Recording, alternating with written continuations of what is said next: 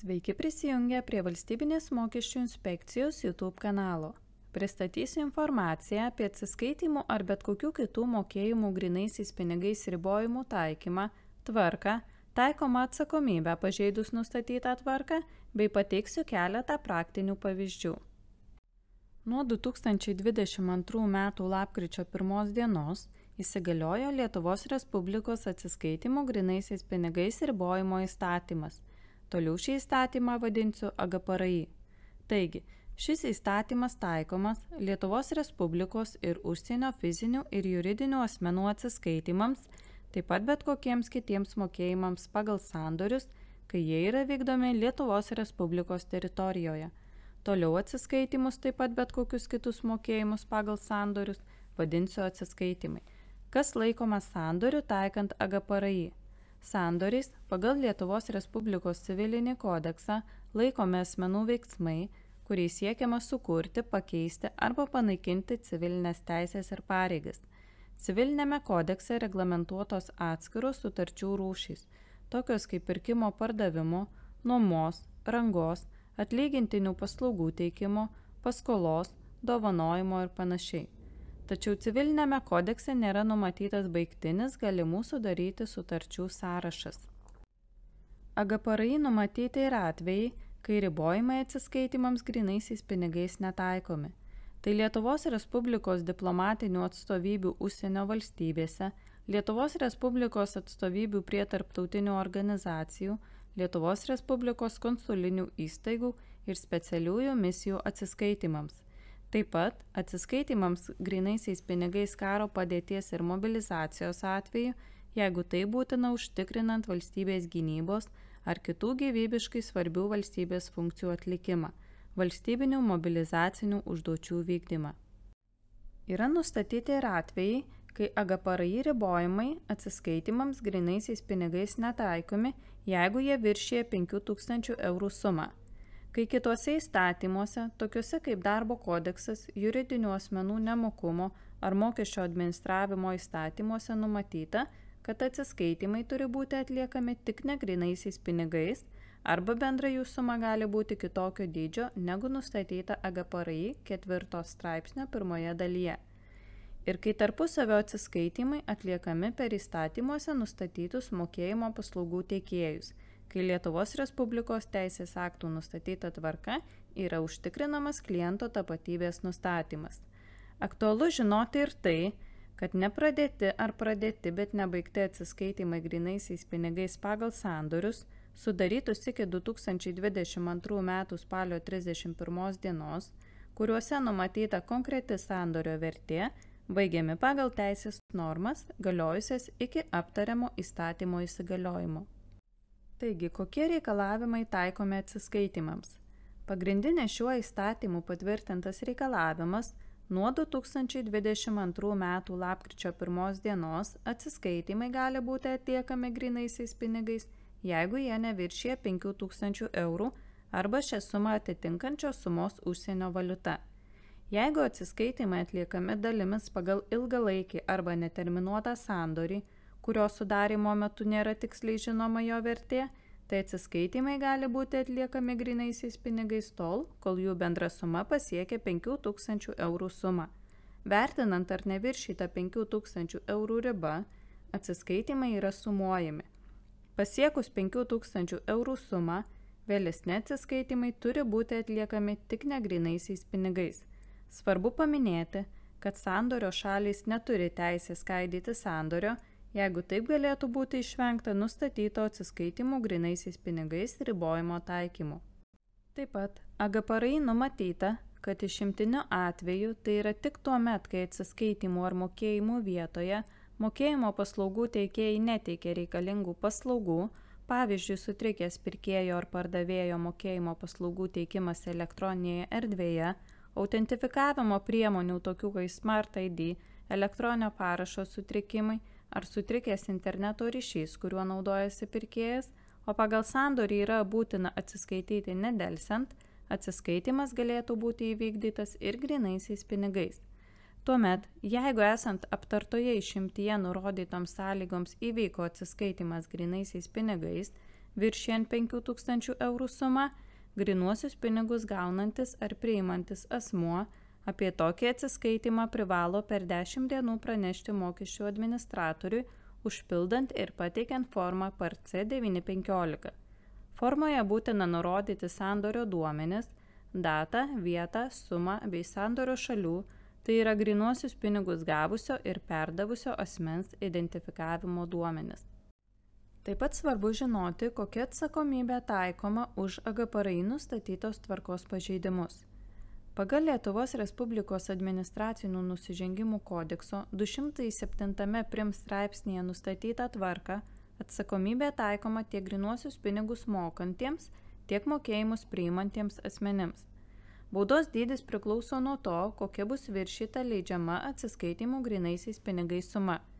Taip pat, jeigu pažeidimą padaro įmonės vadovas, atitinkamai skiriama baudos suma gali būti didesnė.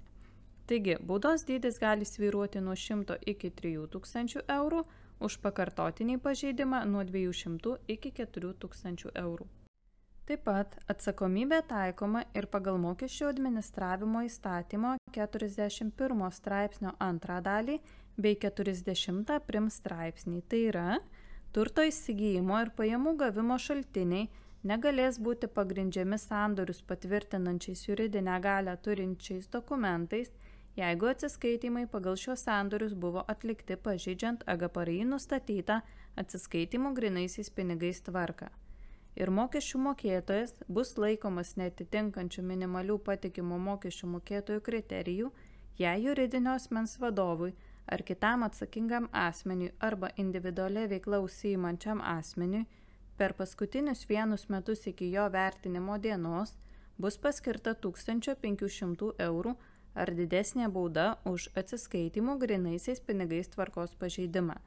Toliau pateiksiu atsiskaitimų grynaisiais pinigais ribojimo taikymo praktinius pavyzdžius pagal dažniausiai pasitaikančias situacijas. Pirmasis pavyzdys, kai vykdomi atsiskaitimai pagal sudarytą neterminuotą bendradarbiavimo sutartį. Situacija.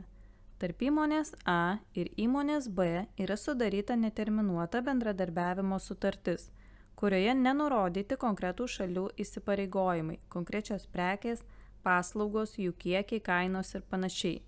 Ar šiuo atveju kiekvienas individualus užsakymas laikomas atskirų sandorių, ar visi atsiskaitimai pagal individualius užsakymus laikomi atsiskaitimais pagal vieną sandorį, tai yra neterminuota bendradarbiavimo sutartį. Kadangi yra sudaryta neterminuota sutartis, tai visi atsiskaitimai pagal individualius užsakymus laikomi atsiskaitimais pagal vieną sandorį. Todėl, vertinant ar neviršyta 5000 eurų riba, atsiskaitimai pagal atskirus užsakymus yra sumuojami, neatsižvelgiant į tai, ar sutartis sudaryta iki AGPRI įsigaliojimo ar po. Pavyzdžiui, pagal neterminuotą sutartį įmonė A pirmąjį sutarties galiojimo mėnesį atliko 5 užsakymus, kurių kiekvieno vertė 1000 eurų. Šiuo atveju įmonė A su įmonė B gali atsiskaityti grynaisiais pinigais, neviršydama 5000 eurų ribos, tačiau visi kiti atsiskaitimai neterminuotos sutarties galiojimo laikotarpiu turi būti vykdomi negrynaisiais pinigais. Antrasis pavyzdys susijęs su atsiskaitimais pagal terminuotą sutartį, kurioje numatyti įsipareigojimai, kai su mažosios bendrijos vadovų nariu yra sudaryta civilinė vadovavimo sutartis, pagal kurią kiekvieną mėnesį už vadovavimo paslaugas yra mokamas 3500 eurų atlygis. Klausimas, ar galima atlygį kiekvieną mėnesį mokėti grynaisiais pinigais. Jei civilinė vadovavimo sutartis sudaryta iki 2022 m. spalio 31 dienos imtinai, atlygis gali būti mokamas tiek grynaisiais, tiek negrynaisiais pinigais, nes atsiskaitimams grynaisiais pinigais ribojimai netaikomi, kadangi pagal sandorius sudarytus iki šio įstatymo įsigaliojimo nepradėti taip pat pradėti, bet nebaigti tarpusavio atsiskaitimai baigiami pagal teisės normas, galiojusias iki AGPRI įsigaliojimo. Tačiau jei sutartis sudaryta nuo įstatymo įsigaliojimo, tai yra nuo 2022 m. lapkričio 1 dienos, mokėjimai pagal tokią sutartį neviršijantis 5000 eurų gali būti atliekami grynaisiais pinigais. Viršijus 5000 eurų sumą, visi likę atsiskaitimai privalo būti atliekami tik negrynaisiais pinigais. Dar vienas atsiskaitimų pavyzdys, kai pasirašoma pirkimo pardavimo sutartis. Asmuo perka automobilį, kurio vertė yra 8000 eurų ir su pardavėju pasirašo pirkimo pardavimo sutartį, kurioje numatyta, kad 3000 eurų avansą grynaisiais pinigais sumokės šiandien, o likusią 5000 eurų sumą sumokės pavedimu po 2 dienų, kai bus suformuota vartojimo paskola banke. Ar šiuo atveju asmenys gali atsiskaityti grynaisiais pinigais? Taip, pirkėjas atsiskaityti grynaisiais pinigais gali, kadangi avanso suma neviršija 5000 eurų. Kitas pateikiamas pavyzdys apie mokėjimus atskaitingam asmeniui. Situacija. Įmonė atskaitingam asmeniui nori išmokėti 10 000 eurų grynaisiais pinigais, kad šis galėtų atsiskaityti su įmonės kreditoriais. Ar galimas tokios sumos išmokėjimas atskaitingam asmeniui? Kai grynieji pinigai perduodami atskaitingam asmeniui, AGPRI numatyti ribojimai netaikomi ir tokiu atveju sumos viršijančios 5000 eurų išmokėjimas grynaisiais pinigais galimas. Tačiau svarbu paminėti, kad atskaitingas asmuo, atsiskaitydamas su įmonės kreditoriais įmonės vardu, privalo vadovautis AGPRI nuostatomis ir atsiskaitimus grynaisiais pinigais vykdyti neviršydamas 5000 eurų ribos. Penktasis pavyzdys yra apie dividendų mokėjimą akcininkams. Kai uždarosios akcinės bendrovės akcininkų susirinkimas priėmė sprendimą išmokėti 9500 eurų dividendų, tai yra vienam akcininkui 4000 eurų, kitam 5500 eurų. Ar galima kiekvienam akcininkui dividendus išmokėti grynaisiais pinigais? 4000 eurų dividendų sumą pirmajam akcininkui galima išmokėti grynaisiais pinigais, kitam akcininkui grynaisiais pinigais išmokėti galima 5000 eurų. Likusi 500 eurų suma privalo būti sumokėta tik negrynaisiais pinigais. Šeštasis pavyzdys – užsienio piliečio atsiskaitimas pagal sandorį. Užsienio pilietis ES ir ar trečių šalių perka automobilį, kurio vertė 11 000 eurų. Pavedimo iš kitos valstybės banko pirkėjas atlikti neturi galimybės dėl taikomų draudimų ar ribojimų. Ar šiuo atveju galima priimti grynuosius pinigus iš asmens, kuris neturi galimybių atlikti pavedimo? Užsienio pilietis 5000 eurų sumą gali sumokėti grynaisiais pinigais, likusią 6000 eurų sumą privalo sumokėti tik negrynaisiais pinigais. Jei užsienio pilietis negali atlikti tiesioginio mokėjimo iš užsienio valstybės banko, turi būti ieškoma kitų būdų pirkėjų atsiskaityti, o pardavėjų priimti pinigus. Pavyzdžiui, mokėjimo pavedimas per kitas mokėjimų įstaigas, pinigų perlaidas teikiančias įstaigas ir panašiai. Grynuosius pinigus gaunantis ar priimantis asmuo gali paprašyti pirkėjo paaiškinimo, dėl kokių priežasčių jis negali atsiskaityti grynaisiais pinigais. Ir tik tuo atveju, jei atsiskaitimai negali įvykti negrynaisiais pinigais dėl išvardintų aplinkybių, grynuosius pinigus gaunantis ar priimantis asmuo per 10 dienų turi pranešti mokesčių administratoriui, pateikdamas formą par C915. Pateiksiu dar vieną pavyzdį apie atsiskaitimus pagal atskirus užsakymus, kai nėra sudarytų ilgalaikių sutarčių. Prekybos įmonė turi pirkėjų, su kuriais neturi sudariusi ilgalaikių sutarčių dėl prekių pirkimo. Pirkėjai prekes perka iš karto atvykę į parduotuvę bei išankstinio užsakymo. Kartais užsakymus pateikia paskambinę telefonu. Ar atskirų pirkimų, šiuo atveju užsakymų vertės sumuojamos? Kadangi su pirkėjais nėra sudarytų ilgalaikių sutarčių, sandoriu laikomas kiekvienas susitarimas. Tai yra užsakymas dėl prekių pirkimo.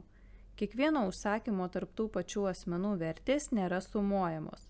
Tuo atveju, kai sandorio užsakymo vertė viršija 5000 eurų, 5000 eurų sumą galima sumokėti grynaisiais pinigais, o sumą viršijančią 5000 eurų privaloma sumokėti tik negrynaisiais pinigais. Primename, kad AGPRI draudžia sandorio šalims skaidyti sandorį, jeigu tai būtų išvengta AGPRI numatytų apribojimų. Dažnai klausiate, tai kokiam laikotarpiui skaičiuojama 5000 eurų riba. Taigi pateiksiu situaciją. Automobilių servisas su detalių pardavėju yra sudaręs sutartį dėl detalių pirkimo. Pagal AGPRI traktuojama, kad atsiskaitymai pagal sandorius gali būti atliekami grynaisiais pinigais, jeigu neviršyje 5000 eurų. Kas traktuojama kaip sandoris, kada sandoris prasideda ir kada baigėsi. Pateikto atveju sandoriu yra laikoma automobilių serviso su detalių pardavėju sudaryta sutartis. Sandoris tai yra sutartis dėl detalių pirkimo, galioja nuo sutarties sudarimo iki sutarties nutraukimo, pratęsimo ar pasibaigimo kitais pagrindais. Na, o 5000 eurų ar šią sumą atitinkanti suma užsienio valiuta skaičiuojama ne laikotarpiui, metams, mėnesiui, savaitai, o atsiskaitimui pagal sandorį. Ir paskutinis pavyzdys apie 8 laukelio pildymą formoje PARC 915. Pirkėjas su pardavėju sudarė sandorį, kurio suma yra 9000 eurų ir visą šią sumą pardavėjas priėmė grynaisiais pinigais, nors pagal AGPRI nuostatas grynaisiais pinigais galėjo priimti tik 5000 eurų, o likusi suma turėjo būti sumokėta ne grynaisiais pinigais. Klausimas, kokia suma – 9000 eurų ar 4000 eurų – turi būti nurodyta PARC 915 formos 8 laukelyje. Kadangi pardavėjas visą sumą priėmė grynaisiais pinigais, turi pateikti formą PARC 915 ir formos 8 laukelyje nurodyti 9000 eurų sumą, tai yra grynaisiais pinigais priimta suma.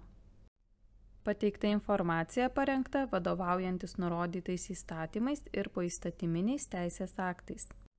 Visą aktualią informaciją mokesčių klausimais galite rasti pasinaudoję šiais šaltiniais.